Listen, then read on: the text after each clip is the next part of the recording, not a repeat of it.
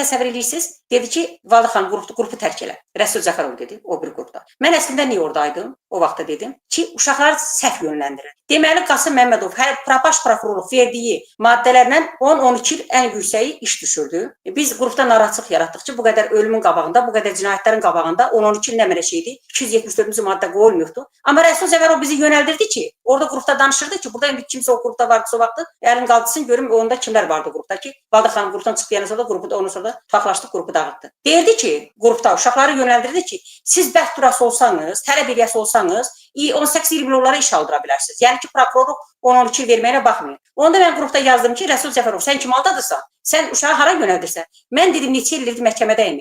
İlqar Quliyevin Tərtər Hərbi Məhkəməsində İlqar Quliyevin o qədər üstünə getdim, axırda deyəmir o, bilirsən nə var? Prokurorluq verdiyi o 10 il iş düşür, həmin maddə var. Bax, bu maddələrdə 10 il düşür, 12. Biz onu artıra bilmərik, azalda bilərik. Ki, uşağı var, xəstəsi var, körpəsi var. Başladı bana izahat verməyə. O vaxt məhkəmədə olanlar bilidir ki, İlqar Quliyevin dəfələrlə tutaqlaşırdıq. Axırda bax, eləcə açıqlama verdi. Mən bunu deyəndən sonra çıxdıq, yenə şəxslə də danışdıq.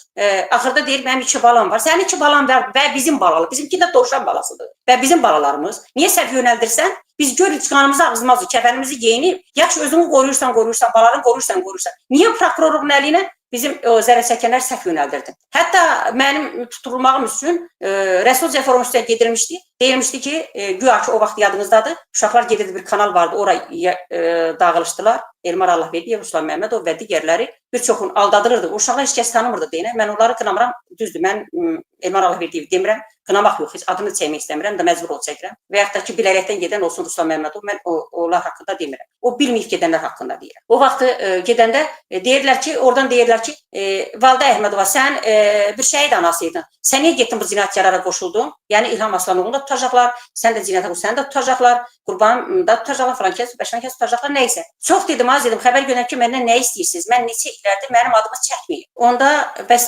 dedilər ki, sən də istəyirlər ki, bu şeydən çıxıb gedəsən, onlara qoşulasan, təsəvvür eləyin də. Neysə, bu uzun əfrat, mən bura getmək istəmirəm. Gedəsə olsam çox da danışaram. İndi mən o vaxt deyəndə ki, Valide xanım qrupdan çıx, elə qrupdaca yazdım. Dedim, bu saat baha başa gələr. O Tərtər zərər çəkmişlərdən mən sənə qarşı tanış eləmişəm. Azərfiruddan bir ay mı, bir 20 gün qabaq Rəsul Cəfərov gəlmişdi, 1-2 nəfərlə. Onda mən getdim zərər çəkənlərə dedim ki, ifadə verin, qorxmayın, budur, odur. Ondan sonra İlham Aslanoğlu, yəni Azərfiruduma başladı. Bizi elə qorxulmuşlar ki, Azərfiruddan uzaq qaçırdı. Neysə, deyəcəyim odur ki, o qədər çox mənə ağır gəldi ki, Rəsul Cəfərov Zaur Abdullayev əvəzdən qol çəkir və bugün də arvadı da, özü də vəkil kimi. Bir elə zərər çəkənlər hamısı bilir. Yığıldığın başına hara yönəltdi, nəticə etibarən nə oldu?